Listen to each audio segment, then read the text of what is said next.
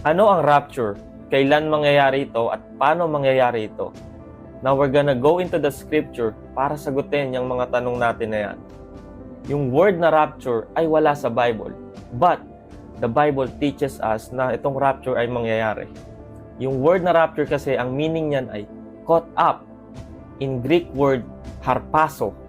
Same meaning, caught up or snatched away. Now, basahin natin yung verse na tumutukoy sa magaganap na rapture. Then, we who are alive, who are left, will be caught up, harpazo, together with them in the clouds to meet the Lord in the air. And so we will always be with the Lord. Huwag po kayong malilito sa rapture at second coming ni Jesus Christ. Magkaiba po yan. Ano ang rapture at ano ang mangyayari sa rapture? Basahin po natin tong verse na to. Behold, I tell you a mystery. We shall not all sleep, but we shall all be changed. In a moment, in the twinkling of an eye, at the last trumpet, for the trumpet will sound, and the dead will be raised imperishable, and we shall be changed. For this perishable body must put on the imperishable, and this mortal body must put on immortality. So kung buhay ka pa kapag nangyari yung rapture, hindi ka mamamatay. In an instant, sabi dito, in the twinkling of an eye, i-blink niyo yung mata nyo, ganyang kabilis, you will be caught up, you will be snatched away. Or in Greek word, harpazo, you will be raptured in the air to meet the Lord in the air. So hindi po mahabang proseso ang rapture. In an instant, mangyayari to. Let's read this verse. For this we declare to you by a word from the Lord, that we who are alive, who are left until the coming of the Lord, will not precede those who have fallen asleep. For the Lord himself will descend from heaven with a cry of command, with the voice of an archangel, and with the sound of the trumpet of God, and the dead in Christ will rise first. Ito na. Then we who are alive, who are left, will be caught up, harpazo, raptured, together with them in the clouds, to meet the Lord in the air. And so we will always be with the Lord. Ang tanong, bakit tayo kukunin ni Jesus Christ bago ang second coming niya? Tandaan nyo, ang rapture at second coming ay magkaiba. Dahil sa Great Tribulation, basahin natin ang verse na to. For then there will be great tribulation, such as has not been from the beginning of the world until now, no, and never will be. Ganong kalala ang Great Tribulation na magaganap sa mundong to dahil ibubuhos ng Diyos ang galit niya dito sa corrupted, evil, at sinful world na to. Pero bago mangyari yon, Jesus will come and get us. Tayong tunay na follower ni Christ, tayong tunay na anak ng Diyos dahil tinanggap natin si Jesus Christ as our Lord and Savior. We will be caught up in the air, we will be raptured, we will be harpazo, and we will be always with our Lord. Hindi 1,000 years, hindi 10,000 years, always, meaning forever, eternity. Kasi ayaw ng Panginoon natin na maranasan natin tong Great Tribulation. So bago mangyari ang tribulation, uuwi tayo sa tunay na home natin.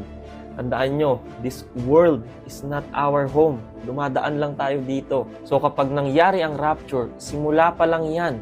At kung ikaw ay tunay na anak ng Diyos, kung tunay mong tinanggap sa puso mo na Jesus is our Lord and Savior, hindi ka dapat matakot. You know, every time I think about rapture, I feel peace and joy in my heart. Kasi I know I will be with my Lord. Doon sa lugar kung saan walang tears, walang pain, walang sorrow, especially no death.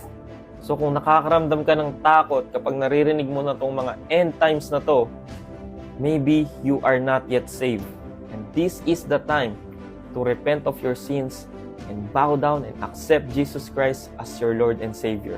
Pero ngayon, habang may oras pa tayo para sa mga brothers and sisters in Christ ko dyan, let's continue sharing the gospel para marami pang maligtas at para marami pa ang maging handa sa rapture. Kasi we are the ambassador of Christ. Let's be bold and let's be brave to share the gospel. Let's read. Therefore, we are ambassadors for Christ, God making His appeal through us. We implore you on behalf of Christ, be reconciled to God.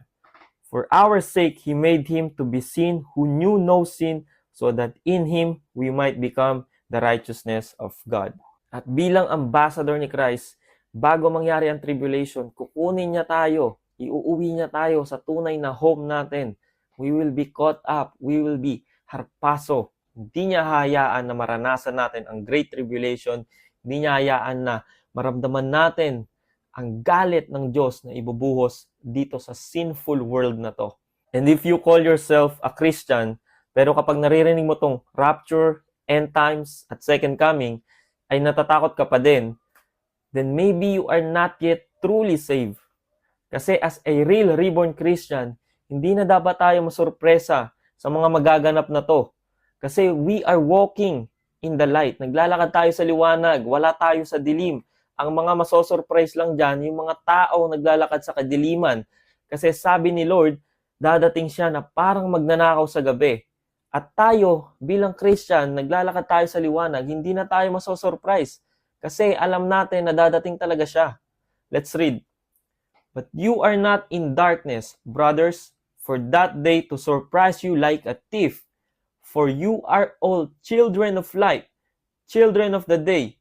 We are not of the night or of the darkness. So kung ayaw mo maiwan or ma-left behind sa rapture at ayaw mong maranasan ng great tribulation, you need to start your relationship with our Lord Jesus Christ as in right now. Paano mo gagawin yon?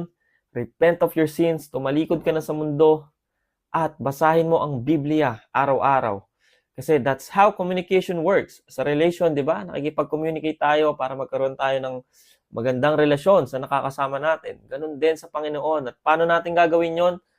Read His words, the Bible. So I encourage you today na start that relationship with our Lord. Kasi hindi natin alam, pwede kang mamatay habang naglalakad. Pwede kang mamatay habang natutulog. 155,000 die every single day. And sabi sa Biblia, after death comes judgment. Pag namatay tayo, yun na yun. Kung wala si Jesus Christ sa buhay mo, nung namatay ka, sorry, but you will end up in hell. So I hope this video helps, guys. And as always, God bless you all.